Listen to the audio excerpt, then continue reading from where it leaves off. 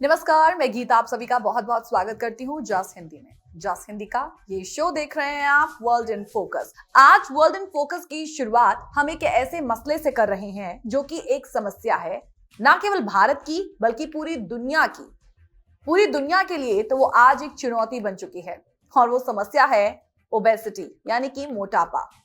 उससे पहले आप सभी के लिए एक सवाल, क्या हम मोटापे को सही तरीके से समझते हैं और क्या मोटापे को हम सही तरीके से डिफाइन कर रहे हैं, या फिर हमें इसे मेजर करने के लिए या इसे समझने के लिए एक नए पर्सपेक्टिव की जरूरत है।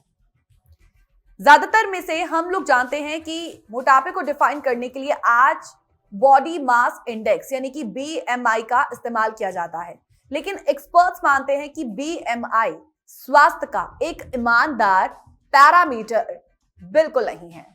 ये कई बार गलत निदान कर सकता है और इसके कारण मोटापे से ग्रस्त लोगों को सही उपचार नहीं मिल पाता। तो ये हम टॉपिक क्यों आपके समक्ष लेकर आए? दरअसल ये टॉपिक उठाने के पीछे हमारा मकसद है एक report.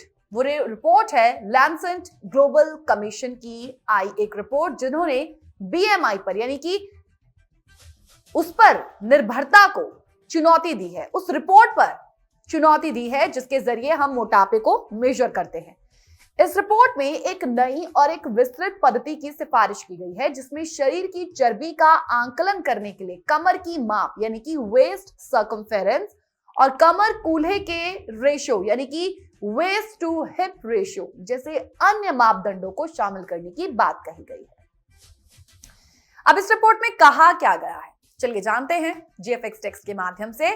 Lancet report on obesity. इस रिपोर्ट में कहा गया है कि मोटापे की वर्तमान परिभाषा बीएमआई 30 से अधिक सभी लोगों पर समान रूप से लागू नहीं होती। ये परिभाषा मुख्यतः यूरोपीय आबादी के लिए बनाई गई थी, लेकिन अलग अलग देशों और जातियों के लिए मोटापे का जोखिम अलग होता है।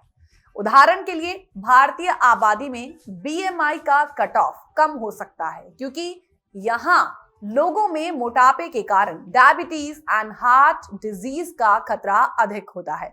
इस रिपोर्ट में मोटापे की परिभाषा को और गहराई से समझने के लिए दो नई कैटेगरीज पेश की गई हैं, which is clinical obesity and pre clinical obesity. अब क्लिनिकल ओबेसिटी उस स्थिति को कहा गया है जहां मोटापे के कारण किसी अंग की कार्य क्षमता प्रभावित होती है, जैसे कि हृदय या लीवर पर नेगेटिव असर। प्री क्लिनिकल ओबेसिटी उस सिचुएशन को कहते हैं जहां व्यक्ति को मोटापे के कारण स्वास्थ्य जोखिम तो है, लेकिन अभी तक किसी बीमारी के कोई सिम्टम्स दिखे नहीं हैं। इस नई परिभाषा का मकसद क्या है? मकसद यह है कि मोटापे को एक जटिल स्वास्थ्य समस्या के रूप में देखा जाए। इसका मतलब यह है कि मोटापे को हमेशा बीमारी मानने की जरूरत नहीं है। कुछ लोग लंबे समय तक मोटापे के बावजूद स्वस्थ रह सकते हैं, जबकि कुछ को तुरंत इलाज की आवश्यकता हो सकती है। ये नई सोच न केवल मोटापे को बेहतर तरीके से समझने में मदद करेगी, बल्कि इसके इलाज के लिए व्यक्तिगत समाधान भी प्रदान करेगी। अब आपको WHO क्या कहता है ओबेसिटी को लेकर, इस मानदंड को क्या कहता है, उसके अकॉर्डिंगली 2022 में दुनिया भर में 1 अरब से अधिक लोग मोटापे से पीड़ित थे। यह संख्या आज भी लगातार बढ़ रही है वर्ल्ड में, क्योंकि मोटापा न केवल डायबिटीज, हार्ट डिजीज और कैंसर जैसे गंभीर रोगों का कारण बनता है, बल्कि ये हड्डियों की सेहत, फर्टिलिटी और यहां तक कि नींद पर भी नेगेटिव असर डालता है। तो ऐसे में एक सवाल उठता है, सवाल यह है कि क्या हमारे करंट मेडिकल सिस्टम में मोटापे को सही तरीके से समझने और उसका निदान करने की क्षमता है? निदान यानी कि उसका सॉल्यूशन करने की क्षमता है। सवाल यह भी है कि क्या हमें बीएमआई को हटाकर इस नई पद्धति को अपनाना चाहिए, जो न केवल शरीर के फैट का सही आंकलन कर सके, बल्कि इलाज के लिए उचित प्राथमिकता भी निर्धारित कर सके। इस रिपोर्ट के अकॉर्डिंग ये नई पद्धति स्वास्थ्य सेवाओं के बेहतर वितरण और चिकित्सा संसाधनों के सही उपयोग में मदद करेगी।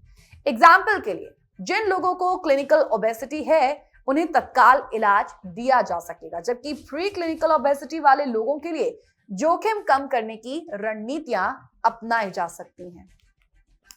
देखिए, इस विषय पर जागरूकता बड़ी जरूरी है, क्योंकि मोटापा केवल वजन बढ़ाने का मुद्दा नहीं है, बढ़ने का मुद्दा नहीं है।